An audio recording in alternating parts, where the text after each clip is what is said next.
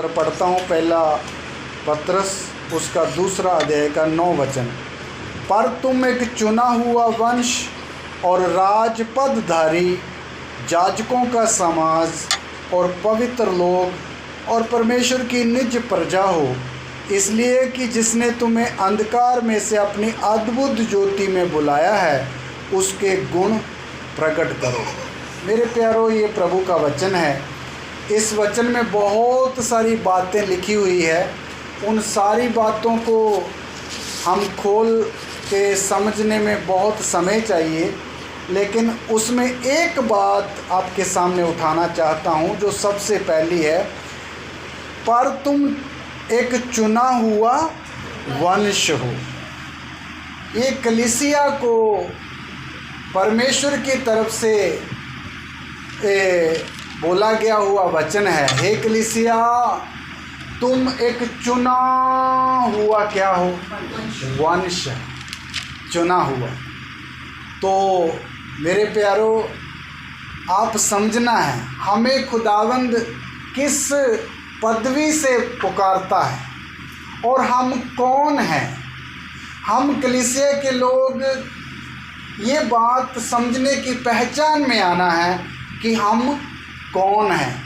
अगर ये बातें जो खुदावंद हमारे लिए कहता है, जहाँ वचन हमारे लिए लिखकर दिया है, हम उन बातों को समझेंगे तो हम बहुत बड़ी आशीष भी पाएंगे और बहुत ज़्यादा दिलेर हो जाएंगे अगर प्रभु की इन बातों को हम समझें। कलीसिया के लिए बोल रहा है, तुम एक चुना हुआ क्या हो? वंश हो। वंश समझते हैं ना? वंश, जैसे ये बेटी बेटी है, क्या नाम, शर्लिन। शर्लिन किसका वंश है? भाई रोड्रेक्स का वंश है। रोड्रेक्स किसका वंश है? अपने पापा लाजर का वंश है। ये होता है वंश। तो आप सोचो, सारी कलीसिया एक चुना हुआ क्या है? वंश है। आप समझना, ये बहुत गहरी बात है। हम कलीसिया में जितने भी लोग हैं, कलीसिया दुनिया में कलीसियावां नहीं होती है। सारी दुनिया में कितनी कलीसिया है? एक ही कलीसिया है। हम भले अलग अलग देशों में, स्टेटों में और शहरों में रहकर प्रभु की आराधना करते हैं, लेकिन वो शारीरिक तौर पर हम हैं, लेकिन आत्मिक तौर पर सारी कलीसिया क्या है? एक ही है। और ये कलीसिया जो प्रभु की चुनी हुई एक जाति है, जहाँ वंश है, इसके लिए परमेश्वर की बहुत बड़ी योजना है। अगर वो योजना विश्वासी लोगों को समझ आए तो क्या ही धन्य है। हमारी 80% तक चिंताएं, फिक्र एक साइड में हो जाएंगे अगर हम खुदावंद की इस योजना को जो कलीसिया के लिए प्रभु ने बनाई है वो हमारी समझ में आ जाएगी। हालेलुया। तो मेरे प्यारों, हम एक चुना हुआ वंश हैं। हम कलीसिया में जितने भी लोग आए हैं, अपनी मर्जी से कलीसिया में नहीं आए हैं। खुदावंद खुदा ने कलीसिया में रहने वाले लोगों को क्या किया हुआ है? चुना हुआ है। हमने वचन भी कई बार पढ़ा, बुलाए हुए तो बहुत हैं पर चुने हुए थोड़े हैं। तो आप सोचो, बुलाए हुओं में से भी चुने हुए लोग हैं हम लोग। हमें प्रभु ने चुना है। कब से चुना है? बाइबल बोलती है, इस पृथ्वी की नींव रखने से भी पहले खुदावंद ने हमको चुना। तो आप थोड़ा सा समझ लीजिए, प्रभु हमको कब से जानता है? ज़मीन की नींव रखने से पहले। हमें अपने बारे में वो तब पता हुआ जब हम 13-14 साल के हुए, हम भी कोई हैं। लेकिन खुदावंद को हमारे बारे में कब से पता है? आदि से। आप सोचो कितना पहले से प्रभु ने हमें चुनकर रखा हुआ।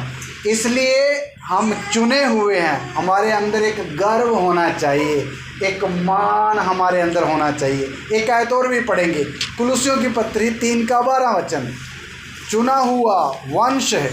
कलीसिया के बारे में प्रभु क्या स्पष्ट रीति से लिखता है। कुलुस्सियों की पत्री 3 अध्याय उसका 12 इसलिए परमेश्वर के चुने हुओं के समान जो पवित्र और प्रिय है। हाँ रुकिए, मैं भी पढ़ता हूँ। इसलिए परमेश्वर के चुने हुओं के समान जो पवित्र और प्रिय हैं। ध्यान देना जी, बात समझना। इसलिए परमेश्वर के चुने हुओं के समान जो पवित्र और प्रिय हैं। तो इसका मतलब जितने लोग, हम लोग जो चुने हुए हैं वो पवित्र भी हैं और क्या भी हैं, प्रिय भी हैं। किसके प्रिय? परमेश्वर के प्रिय। इसका मतलब जितने विश्वासी लोग प्रभु के घर में बैठे हैं, प्रभु उनको बहुत क्या करता है? हाँ जी, प्यार करता है, प्रेम करता है। कई लोग उदास हो जाते हैं कुछ छोटी छोटी बातों के कारण। मुझे कोई प्रेम करने वाला नहीं है, मेरी कोई सुधि लेने वाला नहीं है, मेरी तकलीफ़ को कोई सुनने वाला नहीं है। मेरे प्यारों, ये छोटी छोटी बातें हैं। जो हम विश्वासी लोगों की सुधि रखता है, उससे बड़ा और कोई दुनिया में नहीं। कौन हमारी सुधि रखता है? सर्वशक्तिमान खुदावंद। आप हमारे लिए जो वायदे दिए गए उनको समझना। हम प्रभु के कितने प्यारे हैं, कितने प्रिय हैं। वचन लिखता है, तूने अपने हाथ में मेरा चित्र खोद कर क्या किया है? बनाया। हमारे माँ बाप ने हमारा चित्र कभी खोद कर बनाया है? नहीं। मैं अपने बेटे की हर समय तस्वीर देखूं। रखता है कोई आपका मम्मी पापा भाई फ़ोटो रखता है अपने पास? नहीं रखता है। लेकिन हमारा खुदावंद जिसके हम प्रिय हैं, वो अपने हाथ में हमारा क्या बना के रखा है? चित्र। और कब कब देखता है? हफ्ते में एक बार। उधर लिखा, सदैव उसकी नज़र हम पर रहती। कब तक? कब कब? सदैव। इतना तो हमारे अपने जो दुनिया में कहलाते, वो भी इतनी नज़र हम पर। आपका बच्चा जब स्कूल चले जाता है, 6 घंटे का स्कूल होता है, तो आपको थोड़ी पता कि बच्चा क्या कर रहा है, क्या खा रहा है, कहाँ बैठा है, कैसा है। लेकिन खुदावंद खुदा हर समय अपने लोगों पर अपनी नज़र रखे रहता। लेकिन फिर भी हम उदास हो जाते हैं। हमें कोई प्यार नहीं करता। क्यों? कारण क्या? हम वचन नहीं याद रखते हैं। हालेलुया। हम प्रभु के वचन को भूल जाते हैं। मेरे प्यारों, हम प्रिय हैं। और दूसरी बात क्या लिखी है? और पवित्र भी हैं। जो फिर पढ़ता हूँ, इसलिए परमेश्वर के चुने हुओं के समान जो पवित्र और प्रिय है। हम प्रिय भी हैं प्रभु के, और भी क्या है? पवित्र। प्रभु की नज़र में हम प्रभु की नज़र में हम पवित्र लोग हैं। कई लोग विश्वासी लोग अपने आप को पापी पापी बोलते रहते हैं। मैं पापी, मैं पापी। हम पापी नहीं हैं। हम क्या हैं? हम पवित्र हैं। हम पापी थे, लेकिन जब हमने मन फिराया और यीशु मसीह ने अपने लहू से हमें क्या कर दिया? धो दिया और शुद्ध कर दिया, और हम क्या हो गए? पवित्र। हम प्रभु की नज़र में पवित्र हैं। यही तो बातें हैं जो मैं बोलता हूँ, हमें इन बातों के ऊपर गौर करना चाहिए, ध्यान देना चाहिए। मैं पवित्र, हर एक को पता होना चाहिए मैं क्या हूँ। आप पवित्र हैं। दुनिया की नज़रों में भले हम मूर्ख हों, लेकिन खुदावंद की नज़र में हम क्या हैं? पवित्र जाति हैं, परमेश्वर के चुने हुए हैं। तो मेरे प्यारों, आप ये बात को समझना है, ये हम एक चुना हुआ क्या है? वंश, चुना हुआ। मेरे प्यारों, वंश के बारे में बाइबल के अंदर बहुत बातें लिखी हुई है। अगर हम उनकी तरफ जाएं तो कुछ बातें हमें समझ में आए। आइए पढ़े उत्पत्ति की किताब, उसका 15 अध्याय में आ जाएं।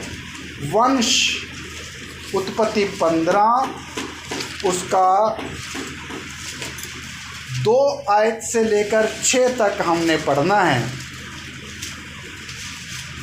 उत्पत्ति की किताब 15 का 2 से 6 मैं पढ़ता हूँ, सब लोग सुनिएगा। अब्राहम ने कहा, हे प्रभु, मैं तो निर्वंश हूँ और मेरे घर का वारिस ये दमिश्कवासी एलीएज़र होगा। अंत तू मुझे क्या देगा? और अब्राहम ने कहा, मुझे तो तूने वंश नहीं दिया, और क्या देखता हूँ कि मेरे घर में उत्पन्न हुआ एक जन मेरा वारिस होगा। तब यहोवा का ये वचन उसके पास पहुँचा कि तेरा वारिस ना होगा, तेरा जो निज पुत्र होगा वही तेरा वारिस होगा। और उसने उसको बाहर ले जा कर के कहा, आकाश की ओर दृष्टि करके तारागण को गिन, क्या तू उनको गिन सकता है? फिर उसने उससे कहा, तेरा वंश ऐसा ही होगा। उसने यहोवा पर विश्वास किया और यहोवा ने इस बात को उसके लेखे में धर्म गिना। मेरे प्यारों, थोड़ी देर ध्यान देना मेरी तरफ। अब्राहम भी प्रभु का एक चुना हुआ दास था, और खुदावंद जब अब्राहम को चुना तो उस समय अब्राहम 75 वर्ष का था और उसकी पत्नी 10 वर्ष उससे छोटी है, यानी 65 वर्ष की होगी। अभी अब्राहम प्रभु के साथ साथ वफादारी के साथ चल रहा है। अब्राहम के पास बड़े नौकर और चाकर हैं, धन संपत्ति हिसाब किताब से बाहर है, बहुत ज़्यादा वो अमीर और धनी व्यक्ति है। लेकिन उसके घर में एक कमी है। क्या? कोई औलाद नहीं है, ना कोई बेटा है और ना कोई बेटी है। एक रात अब्राहम जब अपने तंबू में था तो खुदावंद ने अब्राहम को दर्शन दिया। तो जब दर्शन दिया, क्योंकि अब्राहम उदास था, तो अब्राहम ने तब ये गिला प्रभु के सामने रखा, हे प्रभु, देख मैं तो निर्वंश हूँ, तूने तो मुझे वंश नहीं दिया है, और मैं क्या देखता हूँ कि मेरे मरने के बाद मेरी सारी संपत्ति का वारिस कौन हो जाएगा? मेरे घर में का एलीएज़र एक नौकर हो जाएगा। तब खुदावंद ने उसको स्पष्ट बोला उसके मुंह पर, हे अब्राहम, ये नौकर तेरे संपत्ति का वारिस नहीं होगा, तेरे घर में जो तेरा पुत्र उत्पन्न होगा वही तेरा क्या होगा? वारिस होगा। ये बात कही। फिर प्रभु बोलता, थोड़ा तंबू से बाहर आ जा। तंबू से बाहर आ गया अब्राहम, रात का समय है। प्रभु बोलता, ऊपर किधर की तरफ देख, तारों की तरफ देख और उनको गिन। क्या तू तारों को गिन सकता है? तारों को गिन सकते हैं? नहीं, है ना? तो प्रभु बोलता, जितने तारे आकाश में है ना, ऐसे ही तेरा वंश ज़मीन पर होगा। हालेलुया। मेरे प्यारों, प्रभु की बातें कितनी अटल है। प्रभु जो बोलता है वो कभी व्यर्थ नहीं होता। प्रभु बोलता, तारों के समान तेरी अंश होगा, तेरा वंश होगा। मेरे प्यारों, जब ये बात अब्राहम ने सुनी तो अब्राहम ने तुरंत प्रभु की बात के ऊपर क्या कर लिया? हाँ प्रभु, आप जो बोलते हो वो सच है। और उसने जब विश्वास किया तो इस बात को प्रभु ने उसके लेखे में क्या गिना? धर्म गिना। आपको मालूम, ये बात बोलने के भी 10 वर्ष बाद अब्राहम के घर में एक बेटा पैदा हुआ जिसका नाम उसने इसहाक रखा। वो उसका वंश हो गया। याद रखिए, उसके बारे में जो प्रभु ने बातें कही मैं आपके सामने रखना चाहता हूँ। आइए पढ़िए 17 अध्याय, उत्पत्ति 17 अध्याय में आज प्रभु ने और कुछ बातें भी उस बेटे के बारे में कही जो बड़ी कीमती है। हाँ जी, 17 अध्याय का 7 और 8 वचन पढ़ेंगे। और मैं तेरे साथ और तेरे पश्चात पीढ़ी पीढ़ी तक तेरे वंश के साथ भी इस आशाएं की युग युग की वाचा बांधता हूँ कि मैं तेरा और तेरे पश्चात तेरे वंश का भी परमेश्वर रहूँगा। हाँ, देखिए, आप समझना इस बात को। अगर ये बात आपके मन में आए तो कितना अच्छा है। प्रभु अब्राहम से बातें कर रहा है फिर एक बार, और क्या बोल रहा है? और मैं तेरे साथ और तेरे बाद तेरे पश्चात पीढ़ी पीढ़ी तक तेरे वंश के साथ भी इस आशा की जुग जुग की वाचा बांधता हूँ कि मैं तेरा और तेरे पश्चात तेरे वंश का भी क्या रहूँगा? परमेश्वर रहूँगा। मेरे आपके लिए पता नहीं ये बात हल्की सी होगी, लेकिन प्रभु बोल रहा है, अब्राहम मैं तेरा भी प्रभु हूँ और तेरे मरने के बाद पीढ़ी पीढ़ी तक तेरे वंश का भी क्या रहूँगा? परमेश्वर रहूँगा। अच्छा, एक और बात 8 में भी मैं पढ़ता हूँ। और मैं तुझको और तेरे पश्चात तेरे वंश को भी ये सारा कनान देश जिसमें तू परदेसी होकर रहता है इस रीति दूंगा कि वह जुग जुग उनकी भूमि रहेगी और मैं उनका परमेश्वर रहूँगा। मेरे प्यारों सुनियो, एक ख़ास बड़ी बात है। प्रभु बोलता, अब्राहम तेरे मरने के बाद ये जो ज़मीन जिस पर तू खड़ा है, तेरे बाद तेरे वंश की ये भूमि जो कनान देश है कब तक रहेगी? जुग जुग तक तेरे वंश की रहेगी और मैं उनका परमेश्वर रहूँगा। ये बात बड़ी गंभीर। अभी देखिए, आपको मालूम इज़राइल का जो झगड़ा हो रहा है अभी, आप न्यूज़ सुनते हैं। इज़राइल का झगड़ा फ़लस्तीन के साथ है, ईरान के साथ है, यमन और कई देशों के साथ है। झगड़ा का जड़ क्या है? कभी आप उस बात को समझना। देखिए, वो जो फ़लस्तीन देश है जो इज़राइल भी कहलाता है, उस ज़मीन के ऊपर से जब यीशु मसीह सलीब पर चढ़ा दिया इसराइलियों ने, तो सारे यहूदी लोगों को वहाँ से भगा दिया गया और वो दुनिया के देशों में तितर बितर होकर यहूदी रहने लगे। 1800 साल तक यहूदी लोग दुनिया में इधर उधर रहे, अभी भी इंडिया में भी रहे। तो वो देश क्या हो गया? खाली हो गया। और वो जो ज़मीन थी उसके ऊपर मुसलमानों ने आकर क्या कर लिया?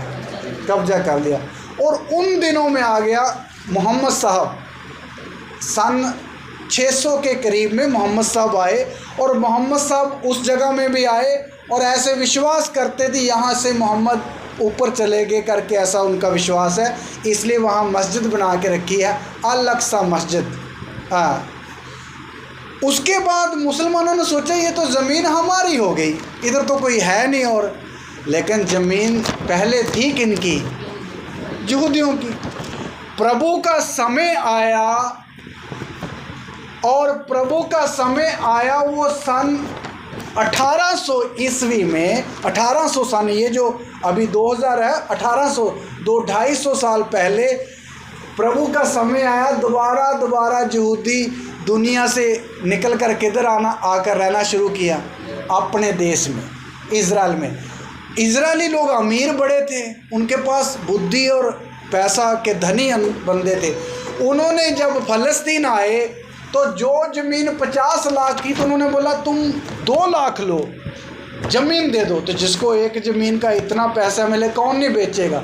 इसलिए यहूदियों ने ज़मीन दोबारा खरीद कर इधर रहना शुरू कर दिया।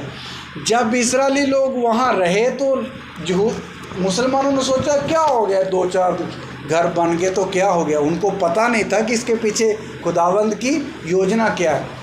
यहूदी कहीं भी अपना डेरा कायम करेगा तो बहुत जल्दी जड़ पकड़ेगा। ये उसको आशीष है प्रभु की तरफ से। थोड़े ही सालों के बाद यहूदी तो इतने बढ़ गए, 20% की बजाय बाद में वो 80% तक हो गए। उनका आप मैप कभी देखो ना तो आपको समझ आएगा।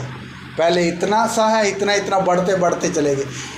बाद में इज़राइल इतना मजबूत हो गया कि इसराइल फ़लस्तीन को बोलता तुम इधर से भागो, ये पूरी ज़मीन किसकी है, मेरी है।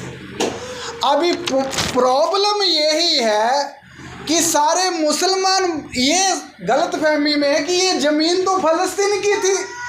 हे यहूदियों, तुम 250 साल पहले यहाँ आए और अपना कब्जा जमा लिया, तुम इस ज़मीन को खाली करो। अभी आप पता नहीं न्यूज़ सुनते हैं जो नहीं, अमेरिका यूरोप में कुछ लोग खड़े होकर बोलते फ्री फ़लस्तीन का एक नारा देते हैं, फ्री फ़लस्तीन। उसका मतलब क्या है, हे यहूदियों फ़लस्तीन को फ्री करो, इसको खाली करो। भाई पिछले दिन नेतन्याहू जो इज़राइल का राष्ट्रपति प्रधानमंत्री है, वो ये जो वचन मैंने आपके सामने 8 वचन पढ़ा है ना, इसके द्वारा, इसके लिए और भी बहुत सारे वचन हैं। ये सारे वचन यूएनओ में जाकर उनको पढ़ा रहा था, सारे जो यूनियन संयुक्त राष्ट्र है, कि भाई देखो हमारे बाप दादों के परमेश्वर ने लिख कर दिया हुआ कि ज़मीन जुग जुग तक किनकी रहेगी, तुम्हारी रहेगी, और तुम बोलते इधर से भागो। हम कोई धक्का नहीं कर रहे, ज़मीन हमारी ही थी। वो तो किसी कारण हमसे गलतियां हुई, प्रभु ने हमें सजा दी और इधर से थोड़ी देर क्या करना पड़ा, हमें निकलना पड़ा। ज़मीन हमारी है। ये 4000 साल पहले परमेश्वर ने अपने मुंह से बोला है, जुग जुग तक ये भूमि किसकी रहेगी। पता नहीं आप मेरी बात समझ रहे हैं या नहीं। ये भी प्रॉब्लम ये है, ये बात मुसलमानों को समझ नहीं आती। भाई वो ज़मीन उनकी ही है, इसलिए उनका हक है। इसलिए इतना सा छोटा सा देश सारे मिडिल ईस्ट के लिए सिरदर्दी बना हुआ है, क्योंकि उसके साथ कोई लड़ाई कर नहीं सकता, उसकी ताकत और टेक्निक ऐसी है। इसलिए मेरे प्यारों, मेरे बोलने का मतलब, अब्राहम का वंश जो इज़राइल है, उसको प्रभु ने ऐसा एक वायदा दिया है कि ये ज़मीन जुग जुग के लिए क्या है, तेरी ही रहेगी और मैं तेरा क्या रहूँगा, परमेश्वर।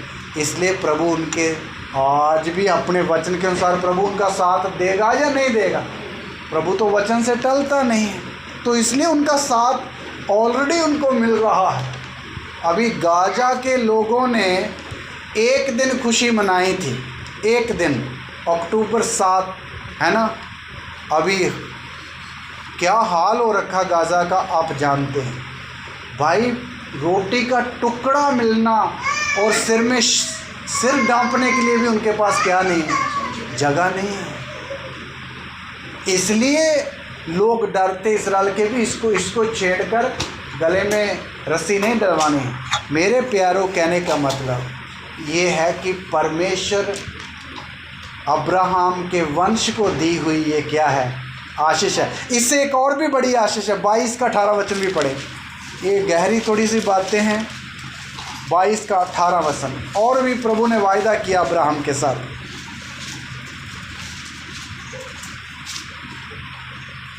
पढ़ेंगे जी। और पृथ्वी की सारी जातियां अपने को तेरे वंश के कारण धन्य मानेगी, क्योंकि तूने मेरी बात मानी है। हाँ, इधर एक और वायदा प्रभु अब्राहम के साथ करता है। मैं फिर पढ़ता हूँ, और पृथ्वी की सारी जातियाँ अपने को तेरे वंश के कारण धन्य मानेगी, क्योंकि तूने मेरी बात मानी। अब्राहम के साथ प्रभु एक और वायदा करता है, हे अब्राहम, तेरे वंश के कारण पृथ्वी की सारी जातियां अपने को क्या मानेगी? धन्य मानेगी। इसका क्या मतलब? अब्राहम के वंश के द्वारा पृथ्वी की सारी जातियां आशीष पाएंगी। इसका मतलब समझना तो गलातियों की पत्री में आ जाए, 3 अध्याय, वहाँ इसका जवाब है। गलातियों की पत्री 3 अध्याय और उसका 16 वचन।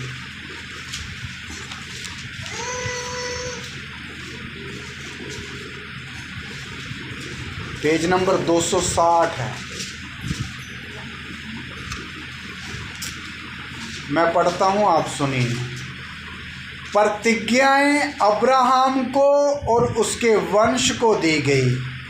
वह ये नहीं कहता वंशों को, जैसे बहुतों के विषय में कहा, पर जैसे एक के विषय में, कि तेरे वंश को, और वह मसीह है।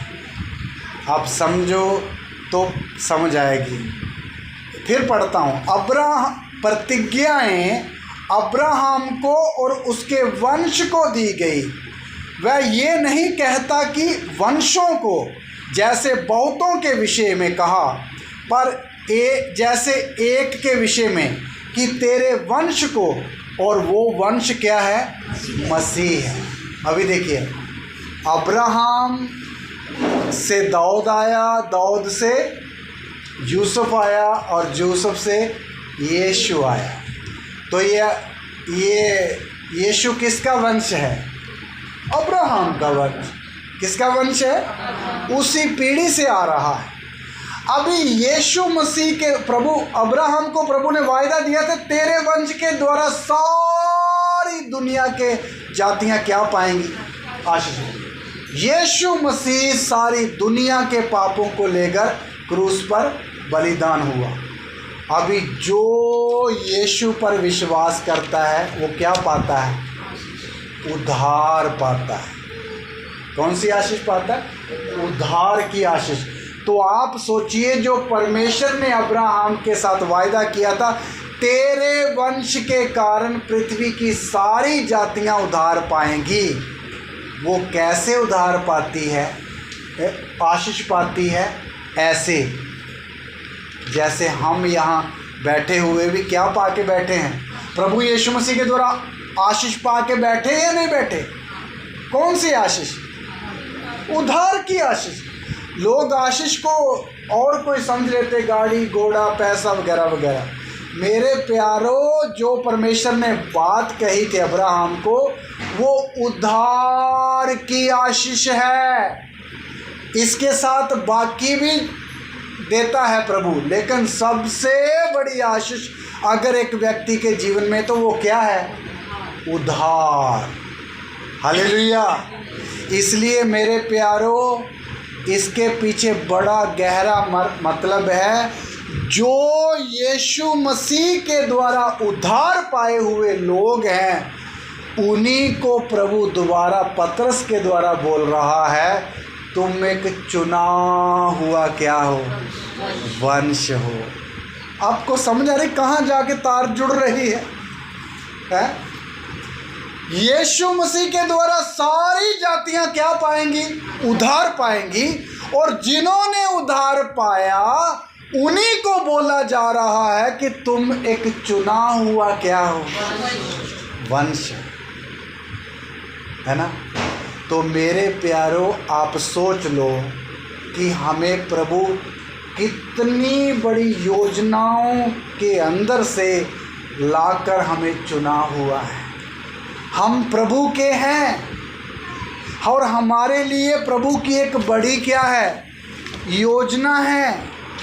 अभी ध्यान देना, अभी हम असली मुद्दे पर आ रहे हैं। हम जब प्रभु का पहला चुना हुआ वंश कौन सा था? इज़राइल, अब्राहम की जाति। इज़राइल का परमेश्वर ने हमेशा से साथ दिया है करके हम देखते हैं। आपको मालूम इज़राइल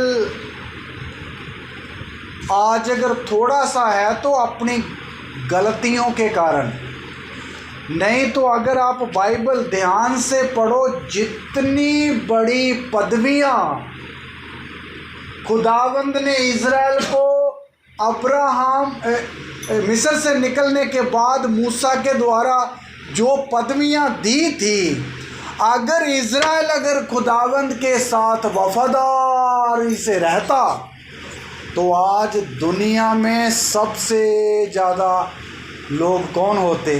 इज़राइली होते। और दुनिया में सबसे ज़्यादा पावरफुल लोग कौन होते? इज़राइल होते। पावरफुल तो छोड़ो, सारी दुनिया को अपने कदमों में ला सकते थे इज़राइल, अगर ये खुदावंद के साथ क्या रहता। लेकिन इज़राइल का इतिहास यहाँ 12 किताबों में लिखा हुआ है।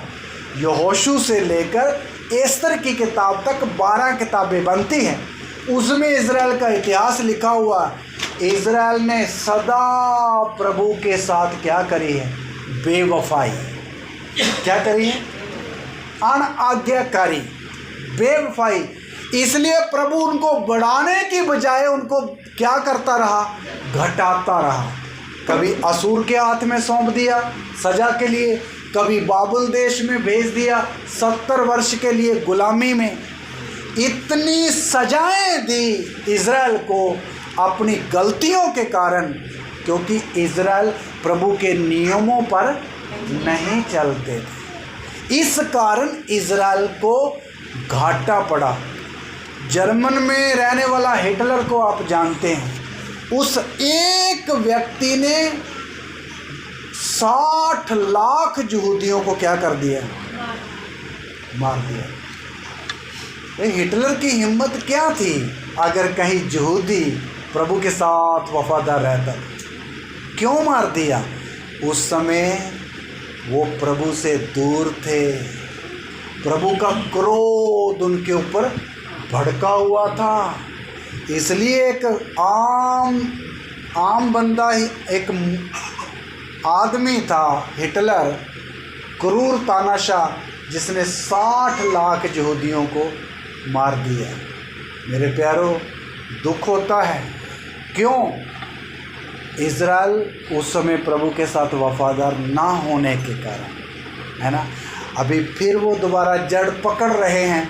अभी थोड़ी सी जड़ पकड़ी तो आप उनकी ताकत का अंदाज़ा लगा रहे हो ना, लगा रहे हैं ना इज़राइल की ताकत आज कितनी। अगर ये पूरा ही पूरा प्रभु को वफादार हो जाए तो कितना ज़्यादा अभी और भी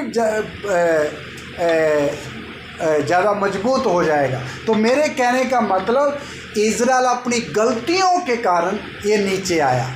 इसलिए आज प्रभु का वंश कौन है? हम लोग हैं। हमको भी प्रभु इज़राइल की तरह नहीं, बल्कि इज़राइल से बढ़ के ज़्यादा पदवियाँ प्रभु ने किनको दे रखी है? हमको दे रखी है। उनको तो प्रभु पुत्र नहीं बोलता, हमें क्या भी बोलता है? पुत्र बोलता है। हमें क्या? पुत्र बोलता है। मेरे प्यारों, आज मैं और आप जो प्रभु के वंश है, हमें भी प्रभु के साथ क्या रहना है? वफादार रहना है। प्रभु हमसे कुछ नहीं चाहता। क्या चाहता है? सिर्फ वफादार रहो।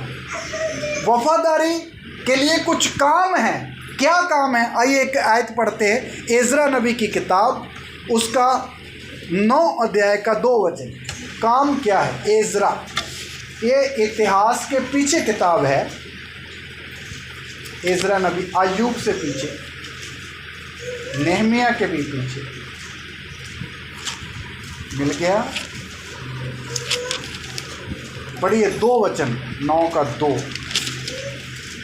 क्योंकि उन्होंने उनकी बेटियों में से अपने और अपने बेटों के लिए स्त्रियां कर ली हैं, और पवित्र वंश इस ओर के देशों के लोगों में मिल गया है, वरन हाकिम और सरदार इस विश्वासघात में मुख्य हुए हैं। मेरे प्यारों, इसका आप एक बार पढ़ने से समझ नहीं सकते, मैं भी पढ़ता हूँ।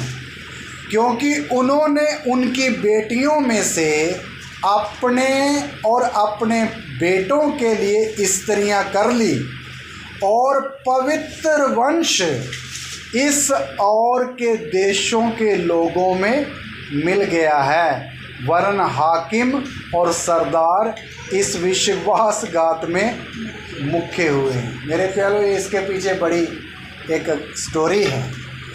इज़राइल ने एक गलती किया।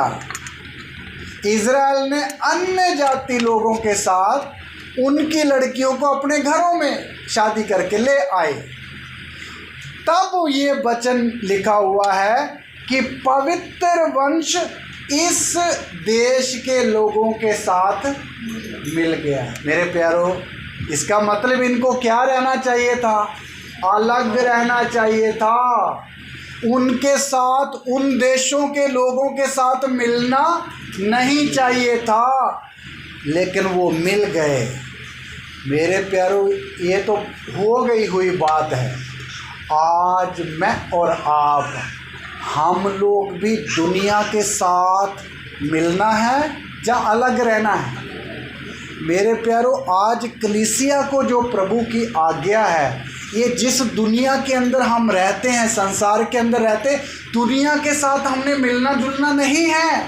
मिलना जुलना का मतलब उनके रीति रिवाजों में, उनके काम व्यवहारों में, उनके जैसे कामों में हम साझी नहीं होना है। ये हमारे लिए आज्ञा है। बहुत वचन है पढ़ने के लिए, लेकिन समय बचाने के लिए नहीं पढ़ता हूँ। इसलिए हम दुनिया संसार में रहते तो हैं, लेकिन संसार के होना नहीं है हमने। क्यों? क्योंकि हम चुने हुए क्या हैं? वंश हैं। और वंश के लिए नियम ये है, वो संसार के साथ ना मिले। अभी दुनिया जैसे फैशन का कपड़ा पहनते, हम नहीं पहनना है। दुनिया जैसे फटी फटी जीने और ये अपना आजकल टॉप ऊपर ऊपर से लोग, लड़के लोग पहनते, 2-3 इंच पेट खाली रख के दिखाते हैं, ये दुनिया है। हम विश्वासी लोग ऐसा कभी नहीं करना है, क्योंकि उनके जैसे नहीं है हम क्या हैं? चुने हुए। दुनिया चुनी हुई नहीं है। मेरे प्यारों, इन बातों से अगर हम सचमुच में अलग रहेंगे तो हमारा परमेश्वर भी हमारे क्या रहेगा? साथ रहेगा। अगर इन बातों में हम भी थोड़े थोड़े नई ज़माने के साथ कदम रख के चलना चाहिए, चलेंगे तो याद रखना, जैसे इज़राइल का हाल हुआ था, उससे बदतर हाल किसका होगा? हमारा होगा। इसलिए हर बच्चा, हर नौजवान और हर माता पिता ये बात सीखना है और अपने बच्चों को सिखाना, संसार की बातों के साथ हमने पूरा मिलना नहीं है। हालेलुया। हमारे लिए एक पवित्र वंश के लिए नियम है, आज्ञा है। इतना ही नहीं, उससे बढ़कर एक तो ये बात है, कभी मिलना नहीं। दूसरी बात और भी क्या है? इब्रानियों की पत्री 3 अध्याय का 14 वचन भी पढ़िए। हमारे लिए काम जो प्रभु ने हमें जिम्मेवारी दी है, हमें उसको कैसे पूरा करना है। इब्रानियों की पत्री 3 अध्याय 14 वचन पढ़िए, जिसको मिल गया।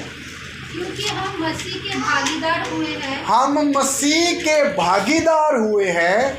यदि हम अपने प्रथम भरोसे पर अंत तक दृढ़ता से स्थिर रहे, जैसे कहा जाता है, यदि आज तुम उसका शब्द सुनो तो अपने मनों को कठोर ना करो, जैसा कि क्रोध दिलाने के समय किया था। देखिए, इधर एक बात लिखी है, क्योंकि हम मसीह के भागीदार हुए हैं। ये देखिए, इसका मतलब क्या है?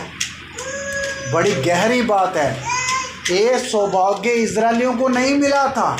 इधर लिखा हम मसीह के, इसका भागीदारी का मतलब समझना, थोड़ा सा आपको बताना चाहता हूँ।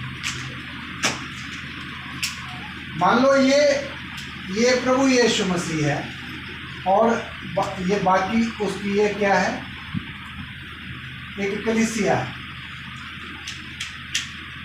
ये सर कौन है, सिर कौन है कलीसिया का, यीशु मसीह, और कलीसिया का है उसकी देह। तो हम उसके साथ जुड़े हैं, नहीं जुड़े, इसी को बोलते हम मसीह के भागीदारी हुए हैं। हमारे शरीर प्रभु यीशु मसीह की देह के क्या है, अंग हैं करके हम वचन में पढ़ते हैं। अभी देखो इन अंगों को, इन शरीर के अंगों को लेकर अगर मैं अपनी मन मर्जी से इस्तेमाल करूं तो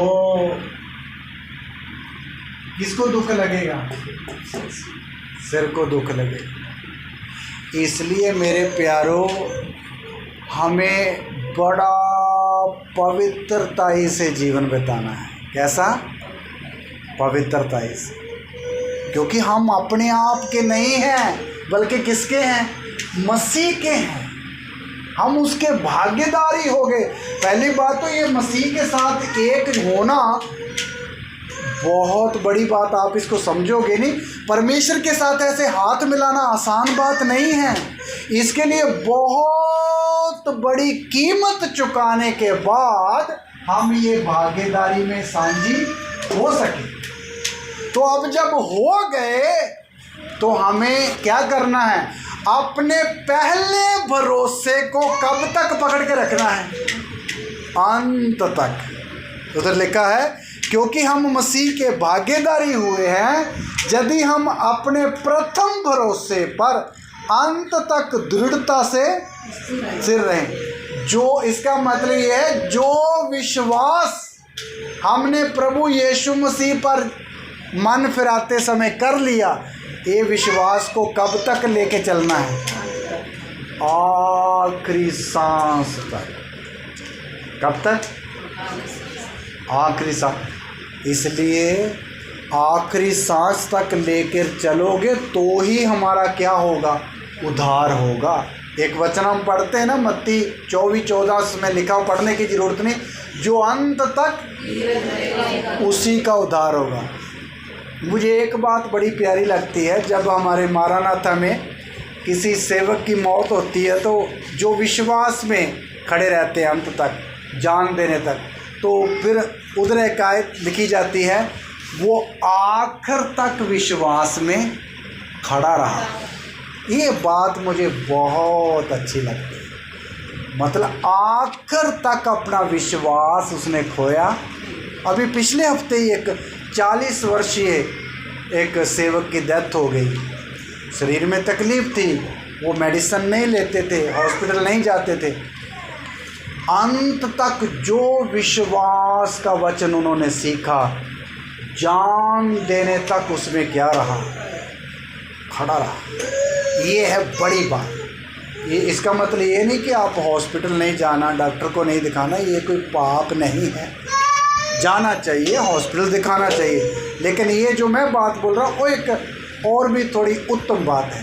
तो इसलिए हम अपना विश्वास कभी भी क्या नहीं करना है, छोड़ना नहीं है। उसको कब तक निभाना है, आखिरी सांस तक। यही बात है जो इब्रानी 3:14 में लिखी हुई है। ये कलीसिया का, चुने हुए वंश का ये फ़र्ज़ है। हालेलुया। ये हमारा फ़र्ज़ है कि मेरा विश्वास कभी ना जाए, कभी ना जाए। अपना विश्वास संभाल के रखना है। जैसे पौलुस बोलता है, मैं अंत में बोलता है, मैंने अपने विश्वास की रखवाली की है। इसलिए हम जो चुना हुआ वंश हैं, हमें भी अपने अपने विश्वास की क्या करनी है, रखवाली करनी है। ऐसे करके ये वंश की जिम्मेवारी। इसके अलावा और भी क्या जिम्मेवारी, पहला पत्रस 1:17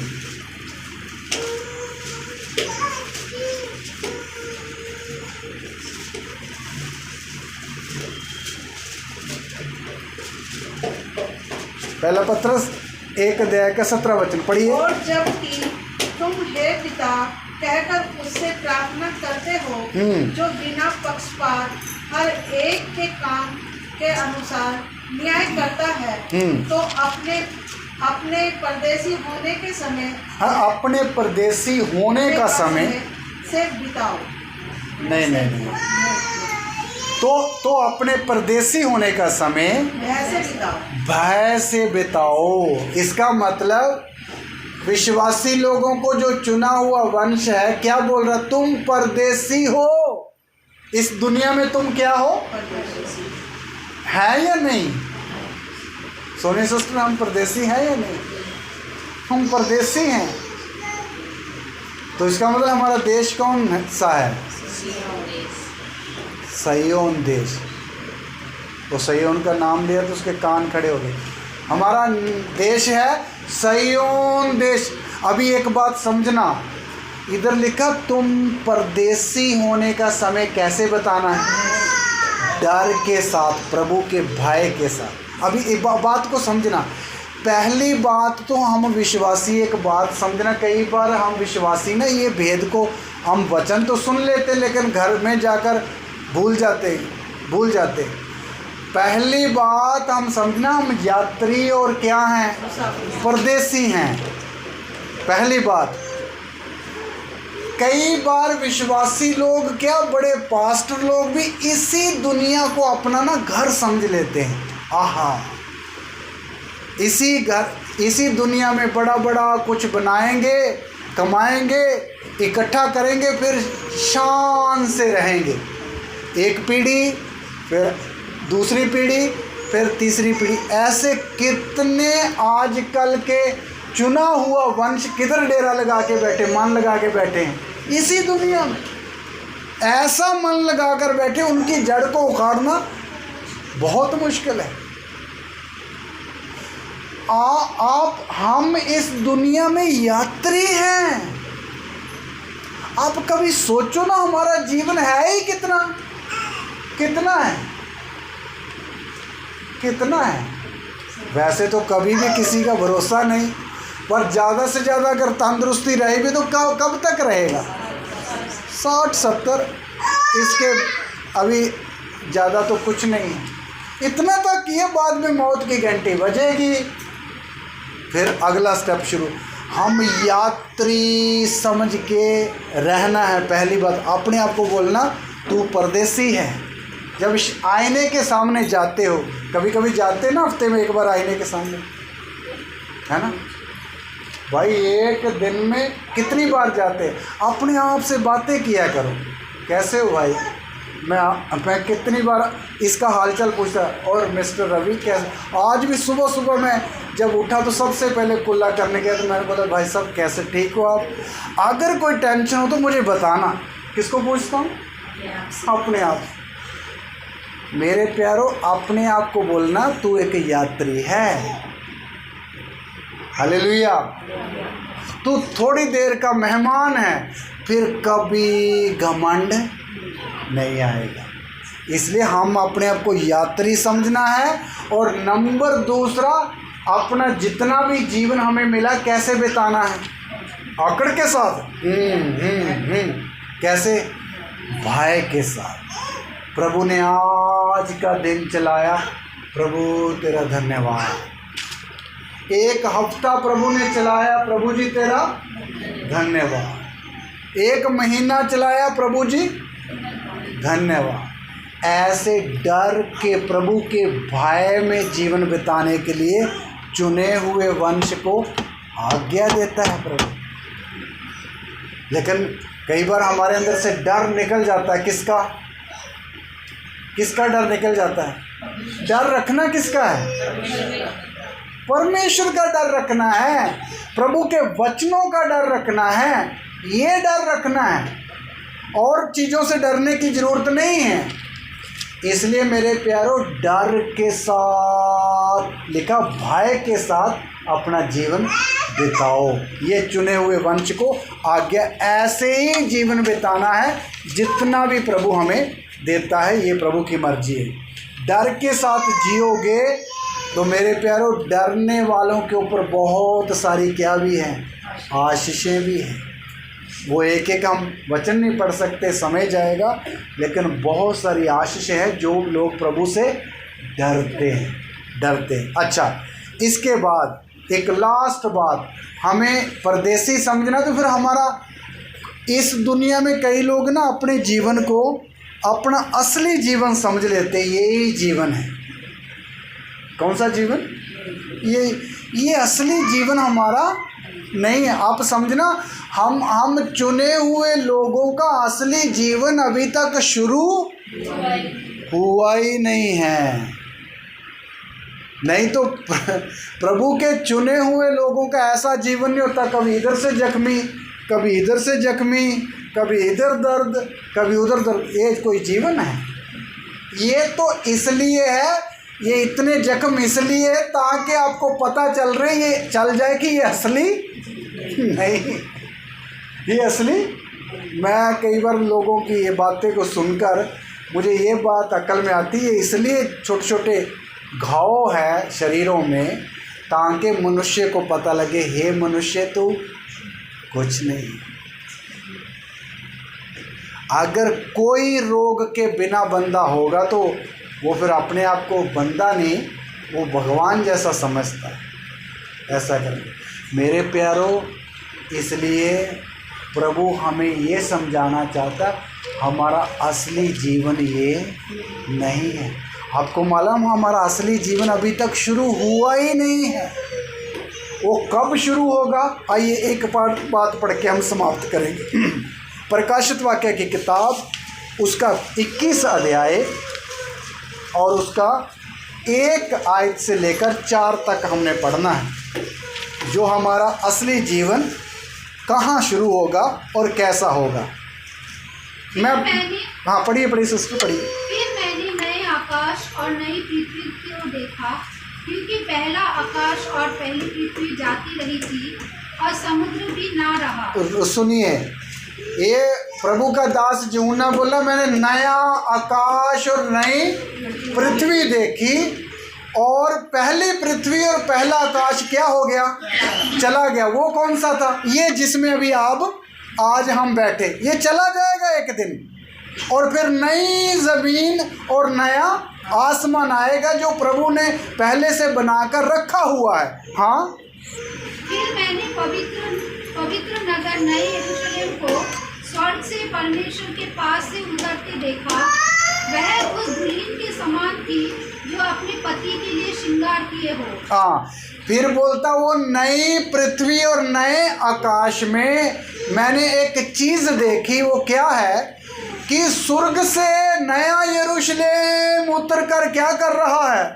आ रहा है नई पृथ्वी के ऊपर, और वो इतनी सुंदर है नया यरूशलेम, जैसे दुल्हन अपने शादी के दिन अपने आप को दूल्हे के लिए क्या करती है? सजाती। इतनी सुंदर वो नया यरूशलेम है। हाँ, फिर मैंने सिंहासन में से किसी को ऊंचे शब्द से ये कहते हुए सुना, देख, परमेश्वर का डेरा मनुष्य के बीच में है, वह उनके साथ डेरा करेगा और वे उसके लोग होंगे, और परमेश्वर आप उनके साथ रहेगा और उनका परमेश्वर होगा। हाँ, रुकिए जरा।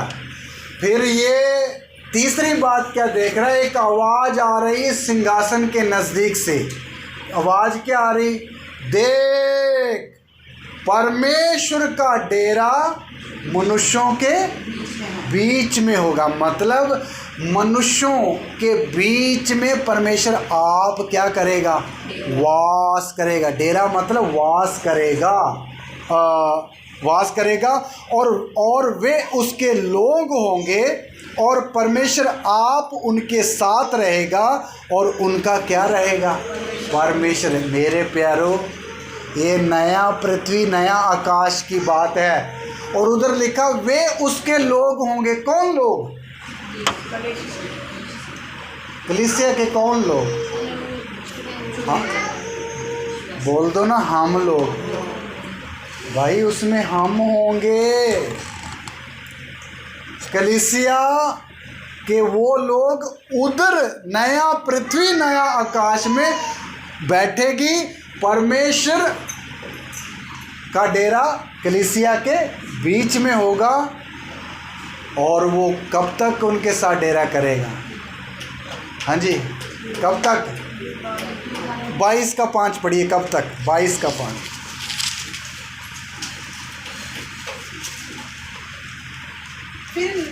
फिर रात ना होगी और ना उन्हें दीपक और सूर्य का उजाले की आवश्यकता ना होगी, क्योंकि प्रभु परमेश्वर उन्हें उजाला देगा और वे युगान युगान राज्य करेंगे। वे युगान युग तक राज्य करेंगे। कब तक रहेगा प्रभु? तो उस समय युगाना युग तक प्रभु रहेगा, तो युगाना युग तक किनका भी जीवन होगा? हाँ जी, ये है असली चुने हुए लोगों का, ये है असली जीवन। यहाँ शुरू हो, हालेलुया, यहाँ शुरू होगा असली जीवन। असली जीवन। मेरे प्यारो, तुम एक चुना हुआ वंश हो। ये वंश को प्रभु यहाँ लेके जाना चाहता है। कहाँ? नया पृथ्वी, नया आकाश में, और वहाँ युगाना युग। सालों सालों की तो बात ही छोड़ दो, कब तक? एक युग कितने वर्ष का होता है? एक युग कितने वर्ष का होता है? हाँ भाई, 100 वर्ष बोलो, एक युग बोलते ना, एक युग बीत गया। तो युगाना युग मतलब कितने सालों की गिनती ही नहीं है। इतना देर तक हम प्रभु के साथ, प्रभु हमारे साथ, कोई विपदा नहीं, कोई बीमारी नहीं, कोई टेंशन नहीं, कोई फिक्र नहीं, कोई घटी नहीं। कहाँ? वहाँ जहाँ प्रभु साथ। तो आप सोचो, ये जीवन, इस पृथ्वी का जीवन और इस जीवन के साथ थोड़ा तुलना करो, कौन सा अच्छा है? ये है जो जीवन प्रभु हमें देना चाहता है। मेरे प्यारो, इसलिए आपको प्रभु ने इसलिए चुना है, हमें प्रभु ने इसलिए चुना। तो आप सोचो कितने आनंद के साथ, खुशी के साथ हम प्रभु में बढ़ना चाहिए, बने रहना चाहिए, और इस दिन की कितनी उतावली से इंतज़ार करना चाहिए। कब वो दिन आएगा जब मैं उसमें शामिल हो जाऊँ। हालेलुया। जब मैं इस दिन में शामिल हो जाऊँगा। तो इसलिए मेरे प्यारो, प्रभु हमें बोलता, तुम एक चुना हुआ क्या वंश। तो आइए हम इन बातों के लिए प्रार्थना करें, प्रभु का धन्यवाद करें। जिस बुलाहट से प्रभु ने हमें बुलाया है, उसके योग्य हम चाल चलें। धन्यवाद।